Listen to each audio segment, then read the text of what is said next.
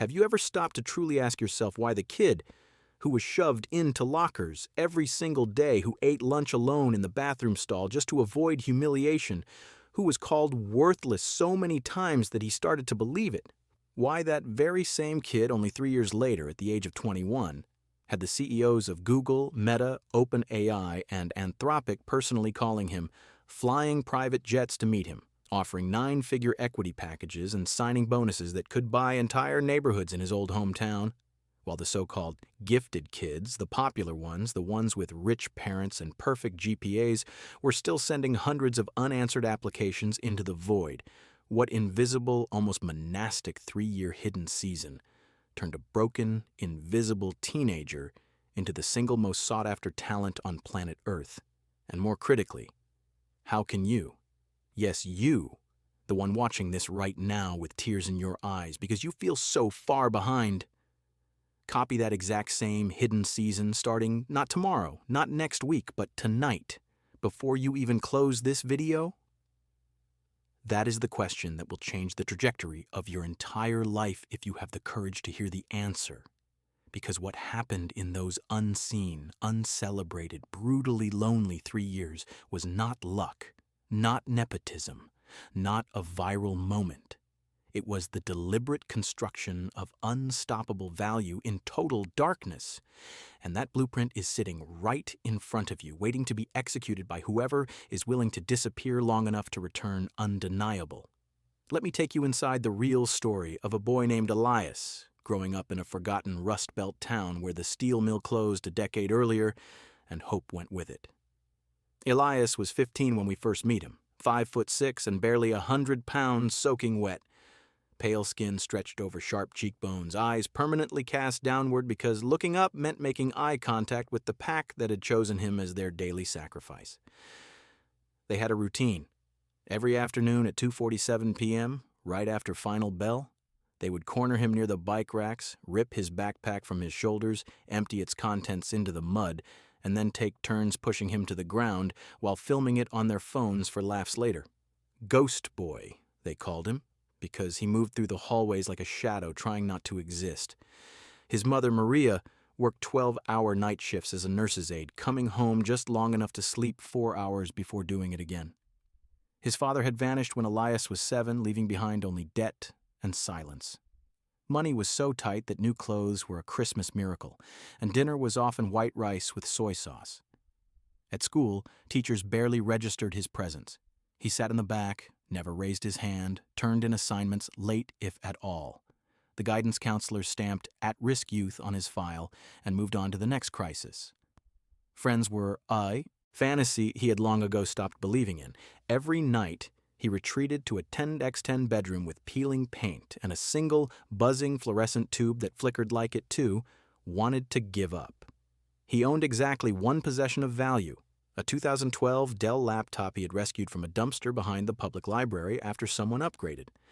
The screen was cracked, the battery lasted 11 minutes, and it sounded like a jet engine taking off, but it was his portal, his only window to a world bigger than the one that hated him.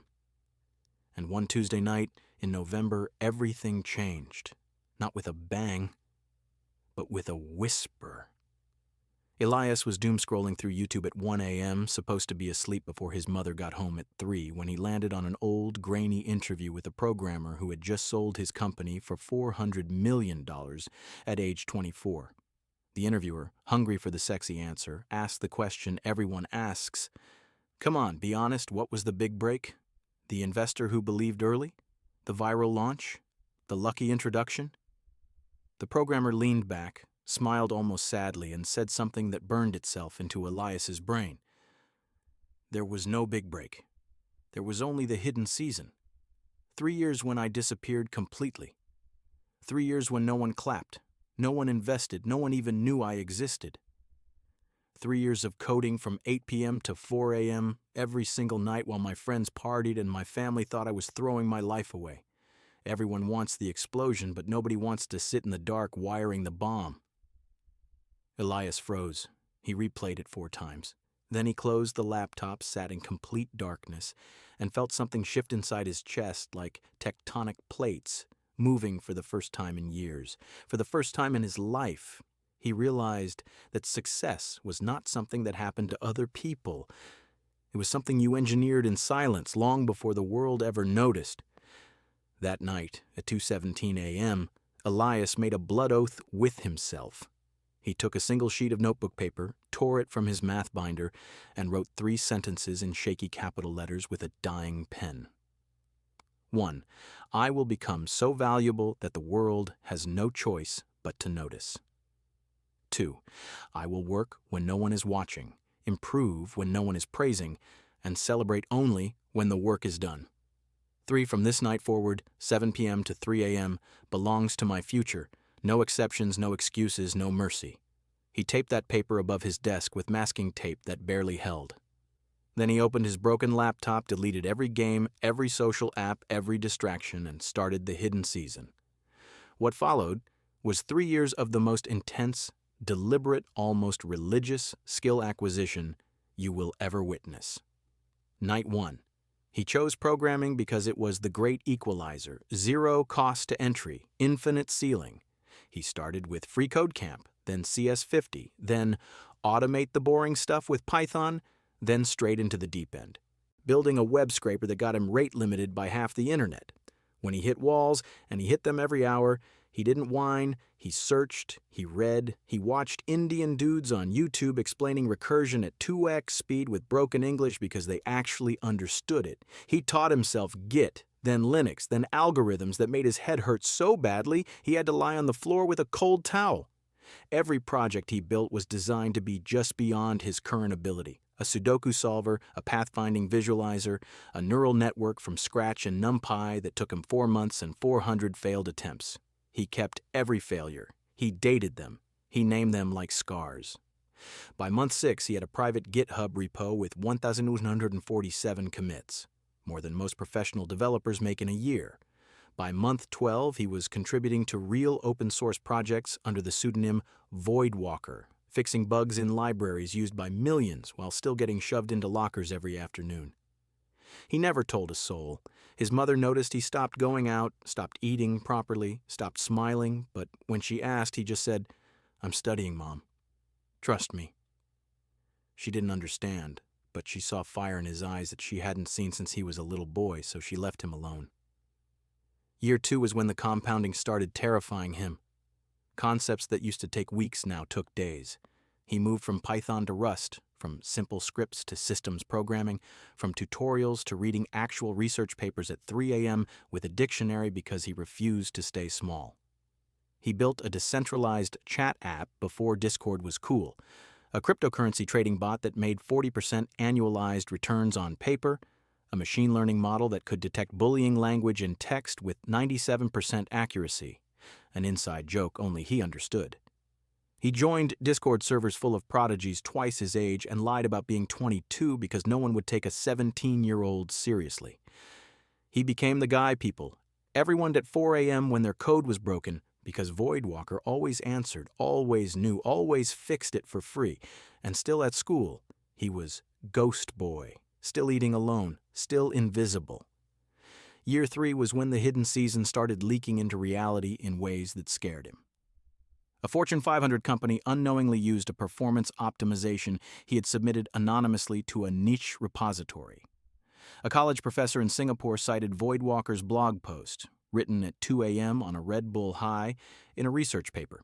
His commit graph looked psychotic, green squares every single day for 1,092 days straight, no gaps, no mercy.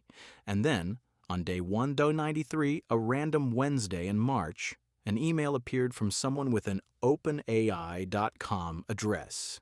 "Hey, Voidwalker, noticed your contributions to the Transformer debugging repo. Some of the optimizations you wrote are legitimately insane. Any chance you'd be down for a quick call?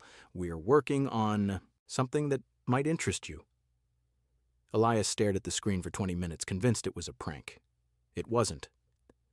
6 weeks later, he was on a plane, first time ever flying, with 3 competing offers from the biggest labs on Earth, each trying to outdo the others for a kid with no degree, no credentials, no LinkedIn. Just 3 years of becoming one of the best on the planet while the world laughed at him. The explosion had arrived. Now here is the turning point that will hit you like a freight train if you let it. The gap between the version of you crying in your bedroom right now and the version the world begs to hire is not intelligence, not money, not who you know. It is the existence or non-existence of your own hidden season. Elias did not get lucky. He engineered inevitability. Every single person you admire, every founder worth billions, every creator with millions of followers, every athlete on the podium has a hidden season you never saw. The part where they disappeared, the part where they said no to everything easy so they could say yes to everything that mattered. And here is the brutal, beautiful truth. We are all living in the middle of our own hidden seasons right now, whether we know it or not. The only difference is most people waste theirs on Netflix and TikTok and validation and comfort, while the rare ones weaponize them into mastery.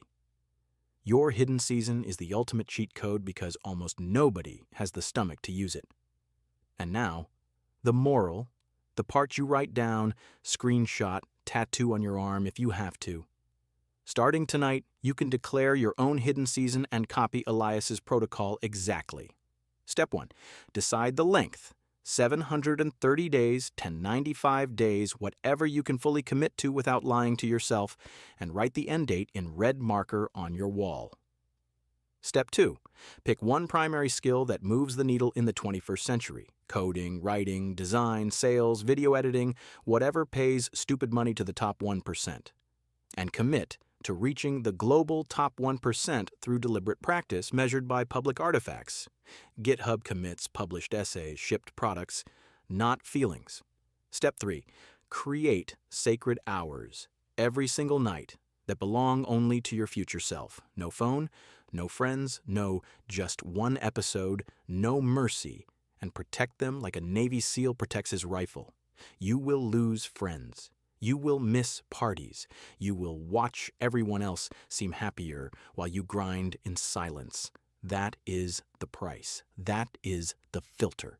That is why it works. Because when you pay the price in private, reality has no choice but to pay you back in public with interest. Most people can't even imagine. Elias still keeps that original torn sheet of paper in a frame above his desk in his San Francisco penthouse overlooking the Golden Gate Bridge. Every time a new billionaire tries to poach him, he looks at those 3 shaky sentences written by a desperate 15-year-old and smiles because he knows the truth. Every empire you envy was built by someone who first had the courage to disappear. Your hidden season is calling. The night is waiting. The door is wide open.